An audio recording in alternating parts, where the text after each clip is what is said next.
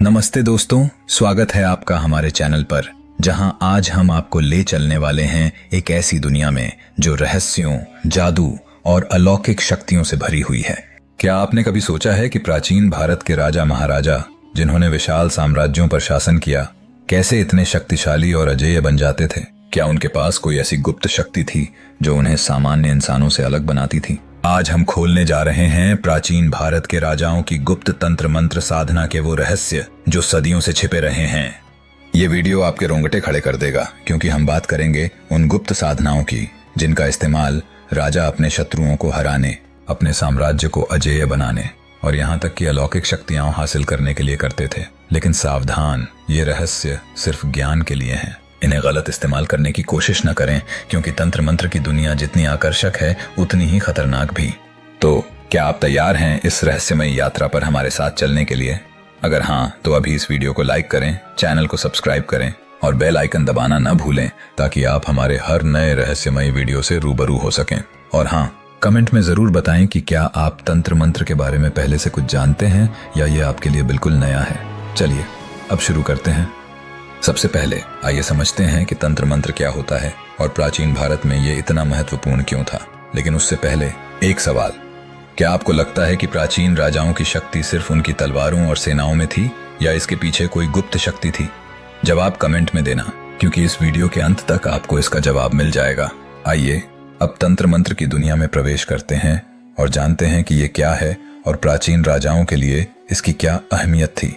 दोस्तों, तंत्र मंत्र का नाम सुनते ही हमारे दिमाग में क्या आता है? शायद कोई साधु संत जो हिमालय की गुफाओं में तप कर रहा हो, या फिर कोई रहस्यमयी शक्ति जो असंभव को संभव कर दे। लेकिन असल में तंत्र मंत्र प्राचीन भारत की संस्कृति का एक ऐसा हिस्सा है जिसे समझना जितना रोचक है उतना ही जटिल भी। तंत्र का मतलब है एक ऐसी तकनीक या व्यवस्था जो मन, शरीर और आत्मा को एक सूत्र में बांध दे। और मंत्र वो शक्तिशाली शब्द या ध्वनियां हैं जो सही उच्चारण और भाव के साथ जपने पर साधक को अलौकिक शक्तियां दे सकती हैं। प्राचीन भारत में तंत्र मंत्र को एक विज्ञान माना जाता था, जिसे ऋषि मुनियों, तांत्रिकों और यहाँ तक कि राजाओं ने भी अपनाया। लेकिन दोस्तों, तंत्र मंत्र सिर्फ पूजा पाठ या धार्मिक अनुष्ठानों तक सीमित नहीं था।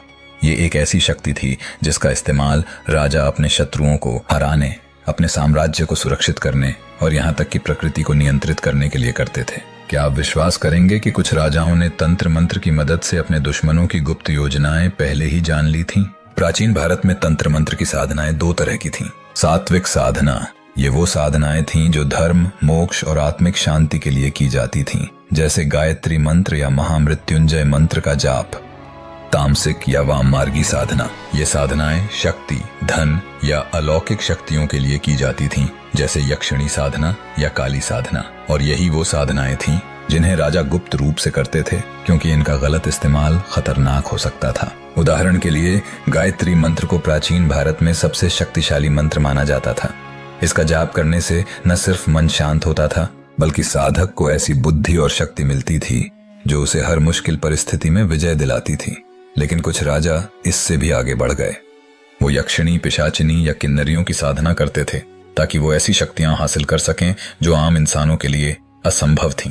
लेकिन इन साधनाओं को गुप्त क्यों रखा जाता था? क्योंकि इनमें जोखिम बहुत थे। अगर साधना में जरा सी भी गलती हो जाए तो साधक का सर्वनाश हो सकता था। तो क्या थी ये साधनाएं और कैसे राजाओं ने इनका इस्तेमाल किया? चलिए अब एक एक करके इन रहस्यों को खोलते हैं। आइए अब प्राचीन भारत के उन राजवंशों के सम्राट जिन्होंने अपने साम्राज्य को मजबूत करने के लिए तंत्र मंत्र का उपयोग किया था। दोस्तों, अब हम बात करेंगे मौर्य वंश के संस्थापक चंद्रगुप्त मौर्य की, जिन्होंने भारत में पहला विशाल साम्राज्य स्थापित किया। लेकिन क्या आप जानते हैं कि उनकी इस सफलता के पीछे सिर्फ चाणक्य की रणनीतियां ही नहीं थीं, बल्कि कुछ गुप्त तांत्रिक साधनाएं भी थीं?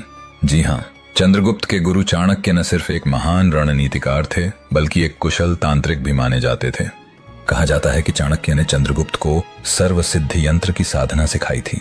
ये एक ऐसा यंत्र था जिसे स्वर्ण और ताम्र पत्रों पर विशेष मंत्रों के साथ बनाया जाता था, और रात के अंधेरे में जब चांद अपनी पूरी शक्ति में होता था, चंद्रगुप्त इस यंत्र की साधना करते थे। इस साधना से उन्हें ऐसी दूरदृष्टि मिली कि वो अपने शत्रुओं की हर चाल को पहले ही भांप लेते थे। साधक को एक शुद्ध स्थान पर चंदन की लकड़ी से हवन करना पड़ता था। फिर यंत्र को पूजा स्थल पर स्थापित करके विशेष मंत्रों का 1008 बार जाप करना होता था। मंत्र ओम नमो भगवते वासुदेवाय नमः। इस साधना को पूर्णिमा की रात को शुरू करना पड़ता था और 21 दिन तक लगातार करना होता था। इस साधना से चंद्रगुप्त को न सिर्फ बुद्धि और शक्ति मिली, बल्कि वो नंद वंश जैसे शक्तिशाली शत्रुओं को हराने में भी सफल रहे। लेकिन क्या ये सिर्फ चाणक्य की रणनीति थी या तंत्र मंत्र की शक्ति? ये सवाल आज भी इतिहासकारों के बीच चर्चा का विषय है। एक बार जब चंद्रगुप्त को नंद वंश के गुप्तचरों ने घेर लिया था, तब चाणक्य ने उन्हें एक विशेष यंत्र दिया और कहा, इसे अपने पास रखो और रात में इसका जाप करो। चंद्रगुप्त ने ऐसा ही किया और अगले दिन नंदवंश की सेना में अचानक भगदड़ मच गई। क्या यह संयोग था या यंत्र की शक्ति? आप क्या सोचते हैं? क्या आपको लगता है कि चाणक्य जैसे विद्वान सिर्फ रणनीति पर भरोसा करते थे या उनकी तांत्रिक शक्तियां भी थीं? कमेंट में अपनी राय जरूर बताएं। अब चलिए गुप्त साम्राज्य की ओर बढ़ते हैं, जिसे भारत का स्वर्ण युग कहा जाता है। गुप्त साम्राज्य। इस युग में समुद्रगुप्त और चंद्रगुप्त द्वितीय जैसे राजाओं ने न सिर्फ युद्ध में विजय प्राप्त की, बल्कि कला, संस्कृति और समृद्धि को भी चरम पर पहुंचाया। लेकिन क्या आप जानते हैं कि उनकी इस अपार सफलता के पीछे तंत्र मंत्र की गुप्त साधनाएं थीं? जी हाँ, गुप्त राजाओं ने यक्षिणी साधना जैसी रहस्यमयी प्रथाओं का सहारा लिया था। यक्षिणियां वो अलौकिक शक्तियां हैं जो धन, समृद्धि और शक्ति प्रदान करती हैं। तंत्र ग्रंथों में लिखा है कि रति प्रिया यक्षिणी साधक को 25 स्वर्ण मुद्राएं देती थी और अनुरागिनी यक्षिणी 1000 स्वर्ण मुद्राएं। क्या आप विश्वास करेंगे कि गुप्त राजाओं ने अपनी अपार समृद्धि के लिए ऐसी साधनाओं का सहारा लिया था? यक्षिणी साधना की प्रक्रिया, साधक को एक गुप्त मंदिर में रात के समय एक विशेष यंत्र बनाना पड़ता था। फिर काले या लाल वस्त्र पहनकर यक्षिणी मंत्र का 1008 बार जाप करना होता था। मंत्र ओम नमो यक्षिणी स्वाहा। इस साधना को 40 दिन तक लगातार करना पड़ता था और साधक को पूर्ण शुद्धता और एकाग्रता की जरूरत होती थी। इस साधना से साधक को न सिर्फ धन समृद्धि मिलती थी, बल्कि वो अपने शत्रुओं के मन की बात भी जान सकता था। लेकिन अगर साधना में कोई गलती हो जाए तो यक्षिणी क्रोधित हो सकती थी और साधक का सर्वनाश हो सकता था। कहा जाता है कि समुद्रगुप्त ने एक बार अनुरागिनी यक्षिणी की साधना शुरू की थी ताकि वो अपने साम्राज्य को और विस्तार दे सकें। साधना के दौरान उन्हें रात में अजीब अजीब स्वप्न दिखने लगे, जिसमें एक सुंदर स्त्री उन्हें धन का लालच दे रही थी। लेकिन उनके गुरु ने चेतावनी दी थी कि अगर वो साधना अधूरी छोड़ देंगे तो यक्षिणी का क्रोध उन पर टूट पड़ेगा। क्या समुद्रगुप्त ने साधना पूरी की या उन्हें यक्षिणी का क्रोध झेलना पड़ा? इस रहस्य को हम बाद में खोलेंगे। अब चलिए दक्षिण भारत के चोल राजवंश की ओर, जिन्होंने मां काली की साधना से अपने साम्राज्य को अजेय बनाया। दोस्तों, अब हम पहुंच चुके हैं दक्षिण भारत के शक्तिशाली चोल राजवंश के पास, जिन्होंने न सिर्फ भारत में बल्कि दक्षिण पूर्व एशिया तक अपने साम्राज्य का विस्तार किया। लेकिन क्या आप जानते हैं कि चोल राजा जैसे राजेंद्र चोल प्रथम मां काली की गुप्त साधना में माहिर थे? जी हाँ, काली साधना को तंत्र की सबसे शक्तिशाली और खतरनाक साधनाओं में से एक माना जाता है। काली साधना में साधक को रात के तीसरे पहर में श्मशान में जाकर मंत्र जाप करना पड़ता था और अगर साधना पूरी हो जाए तो मां काली साधक को ऐसी शक्ति देती थी जो उसे युद्ध में अजेय बना देती थी। लेकिन एक छोटी सी गलती और साधक का सर्वनाश हो सकता था। काली साधना की प्रक्रिया, साधक को श्मशान में एक विशेष यंत्र बनाना पड़ता था जिसमें रक्त, चंदन और भस्म का उपयोग होता था। फिर मां काली के मंत्र का 1008 बार जाप करना होता था। मंत्र ओम क्रीं कालिकाय नमः। इस साधना को 21 दिन तक लगातार करना पड़ता था और साधक को पूर्ण शुद्धता और निडरता की जरूरत होती थी। इस साधना से साधक को न सिर्फ शारीरिक बल मिलता था, बल्कि वो मृत्यु के भय से भी मुक्त हो जाता था। कहा जाता है कि राजेंद्र चोल ने अपने शत्रुओं को हराने के लिए एक विशेष काली मंत्र की साधना शुरू की थी। उनके गुरु ने चेतावनी दी थी कि अगर वो साधना बीच में छोड़ देंगे तो मां काली का क्रोध उन पर टूट पड़ेगा। क्या हुआ होगा? क्या राजेंद्र चोल ने साधना पूरी की या उन्हें मां काली का क्रोध झेलना पड़ा? इस रहस्य को हम बाद में खोलेंगे। तो दोस्तों, अब तक हमने देखा कि मौर्य, गुप्त और चोल राजाओं ने तंत्र मंत्र का इस्तेमाल कैसे किया। लेकिन अब हम उन खास साधनाओं की गहराई में जाएंगे जिन्हें राजा गुप्त रूप से करते थे। दोस्तों, अब हम इस वीडियो के सबसे रोमांचक हिस्से में प्रवेश कर रहे हैं। प्राचीन भारत के राजाओं ने ऐसी ऐसी तंत्र साधनाएं की जिनके बारे में सुनकर आपके रोंगटे खड़े हो जाएंगे। आइए इन साधनाओं को एक एक करके विस्तार से जानते हैं। सबसे पहले बात करते हैं गायत्री मंत्र की, जिसे हिंदू धर्म का सबसे शक्तिशाली मंत्र माना जाता है। इस मंत्र का जाप न सिर्फ मन को शांति देता था, बल्कि साधक को ऐसी बुद्धि और शक्ति प्रदान करता था जो उसे हर परिस्थिति में विजयी बनाती थी। प्राचीन राजा जैसे मिथिला के राजा जनक इस मंत्र की साधना में माहिर थे। गायत्री मंत्र ओम भूर्भुवः स्वः तत्सवितुर्वरेण्यं भर्गो देवस्य धीमहि धियो यो न प्रचोदयात्। साधना की प्रक्रिया, साधक को सूर्योदय से पहले स्नान करके शुद्ध होना पड़ता था। फिर पूर्व दिशा की ओर मुख करके रुद्राक्ष की माला से मंत्र का 108 बार जाप करना होता था। इस साधना को 40 दिन तक लगातार करना पड़ता था। साधना के दौरान साधक को सात्विक भोजन और ब्रह्मचर्य का पालन करना पड़ता था। इस साधना से राजाओं को ऐसी दूरदृष्टि और बुद्धि मिलती थी कि वो अपने शत्रुओं की हर चाल को नाकाम कर देते थे। मिथिला के राजा जनक, जिन्हें विदेह भी कहा जाता था, ने गायत्री मंत्र की साधना से ऐसी बुद्धि प्राप्त की थी कि वो अपने राज्य की हर समस्या का समाधान तुरंत निकाल लेते थे।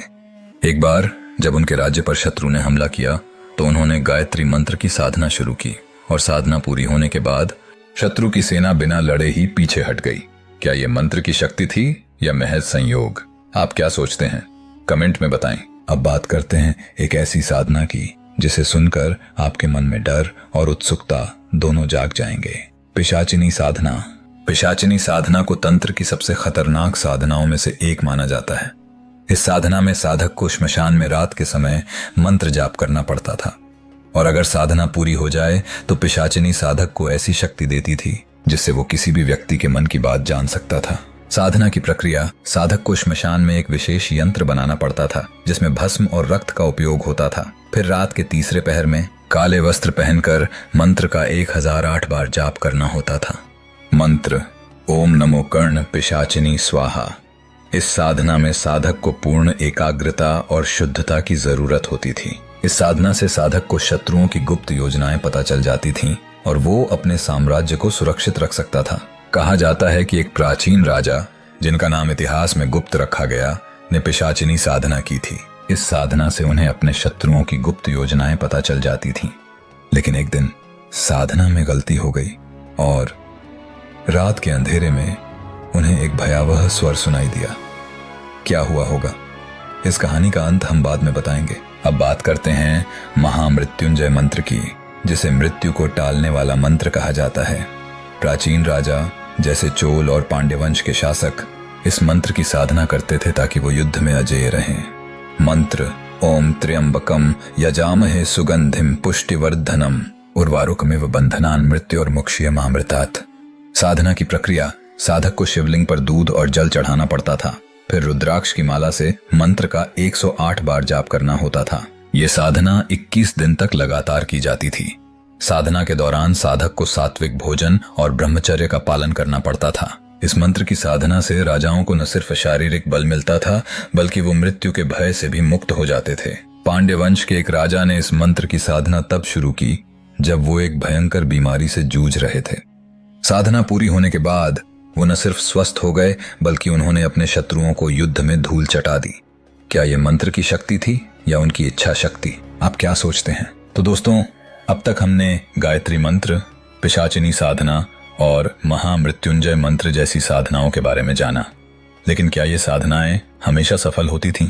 आइए अब इनके जोखिमों और रहस्यों को जानते हैं। दोस्तों, तंत्र मंत्र की साधनाएं जितनी शक्तिशाली थीं, उतनी ही खतरनाक भी। प्राचीन ग्रंथों में लिखा है कि अगर साधना में जरा सी भी गलती हो जाए तो साधक को भयंकर परिणाम भुगतने पड़ सकते थे। शुद्धता का अभाव। तंत्र साधना में शुद्धता सबसे जरूरी थी। अगर साधक शुद्ध मन और शरीर से साधना नहीं करता तो मंत्र का प्रभाव उल्टा हो सकता था। मंत्र का गलत उच्चारण साधना को विफल कर सकता था।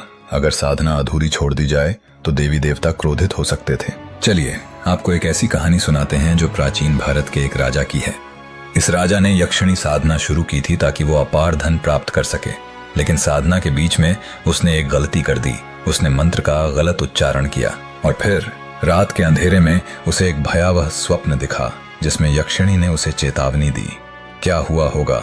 क्या वो राजा इस साधना को पूरा कर पाया या उसे इसका खामियाजा भुगतना पड़ा? इस कहानी का अंत हम बाद में बताएंगे। अब तक हमने तंत्र मंत्र की साधनाओं और उनके जोखिमों के बारे में जाना, लेकिन क्या ये साधनाएं आज भी प्रासंगिक हैं? आइए इसका जवाब ढूंढते हैं। दोस्तों, अब सवाल ये है कि क्या प्राचीन राजाओं की तंत्र मंत्र साधनाएं आज भी उतनी ही शक्तिशाली हैं? आज के युग में जहां विज्ञान और तकनीक का बोलबाला है, क्या लोग अभी भी इन साधनाओं पर विश्वास करते हैं? ध्यान और मंत्र जाप। आज भी लोग गायत्री मंत्र, महामृत्युंजय मंत्र और अन्य सात्विक मंत्रों का जाप करते हैं। कुछ लोग अभी भी तंत्र साधना करते हैं, लेकिन ज्यादातर इसे गुप्त रखते हैं। कुछ जगहों पर जैसे उज्जैन और असम तंत्र मंत्र को काले जादू से जोड़ा जाता है, लेकिन ये सिर्फ भ्रांतियां हैं। आज भी भारत के कई मंदिरों में जैसे उज्जैन का महाकाल मंदिर तंत्र साधना की परंपराएं जीवित हैं। कहा जाता है कि यहाँ कुछ साधक रात के समय गुप्त साधनाएं करते हैं जिनके बारे में आम लोगों को कोई जानकारी नहीं होती। अब हम इस वीडियो के सबसे रोमांचक हिस्से की ओर बढ़ रहे हैं, प्राचीन राजाओं की कुछ अनसुलझी कहानियां और रहस्य। दोस्तों, अब हम उन कहानियों की ओर बढ़ते हैं जो आज भी इतिहास के पन्नों में रहस्य बनी हुई हैं। ये कहानियां उन राजाओं की हैं जिन्होंने तंत्र मंत्र की शक्ति से असंभव को संभव किया, लेकिन इन कहानियों का अंत आज भी अनसुलझा है। याद है हमने राजेंद्र चोल की काली साधना की बात की थी। कहा जाता है कि राजेंद्र चोल ने मां काली की साधना पूरी की और इसके बाद वो दक्षिण पूर्व एशिया के कई देशों पर विजय प्राप्त करने में सफल रहे। लेकिन कुछ इतिहासकारों का मानना है कि साधना के बाद राजेंद्र चोल को अजीब अजीब सपने आने लगे जिनमें मां काली उनसे कुछ मांग रही थी। क्या थी वो मांग और क्या राजेंद्र चोल ने वो पूरी की, ये आज भी एक रहस्य है। और उस राजा की कहानी जिसने यक्षिणी साधना में गलती कर दी थी। कुछ ग्रंथों में लिखा है कि उस राजा ने साधना फिर से शुरू की और यक्षिणी को प्रसन्न किया, लेकिन कुछ लोग कहते हैं कि यक्षिणी का क्रोध इतना भयानक था कि उस राजा का पूरा वंश नष्ट हो गया। सच्चाई क्या है कोई नहीं जानता। दोस्तों, आज हमने प्राचीन भारत के राजाओं की गुप्त तंत्र मंत्र साधनाओं की एक लंबी और रहस्यमयी यात्रा पूरी की। हमने जाना कि कैसे चंद्रगुप्त मौर्य, समुद्रगुप्त और राजेंद्र चोल जैसे राजाओं ने तंत्र मंत्र की शक्ति से अपने साम्राज्य को अजेय बनाया। हमने गायत्री मंत्र, पिशाचिनी साधना और महामृत्युंजय मंत्र जैसे शक्तिशाली मंत्रों के बारे में जाना। और सबसे जरूरी, हमने ये भी जाना कि तंत्र मंत्र एक शक्ति है जिसका इस्तेमाल सावधानी से करना चाहिए। लेकिन दोस्तों, ये साधनाएं सिर्फ कहानियां नहीं हैं, ये हमारी संस्कृति का हिस्सा हैं जो हमें सिखाती हैं कि मन की शक्ति और विश्वास से कुछ भी संभव है। तो अपने मन को शुद्ध रखें, सकारात्मक सोचें और अपने लक्ष्यों को प्राप्त करने के लिए मेहनत करें। अगर आपको ये वीडियो पसंद आया तो इसे लाइक करें, अपने दोस्तों और परिवार के साथ शेयर करें और चैनल को सब्सक्राइब करना ना भूलें। कमेंट में बताएं कि आपको इस वीडियो का कौन सा हिस्सा सबसे ज्यादा पसंद आया और कौन सी साधना के बारे में आप और जानना चाहते हैं।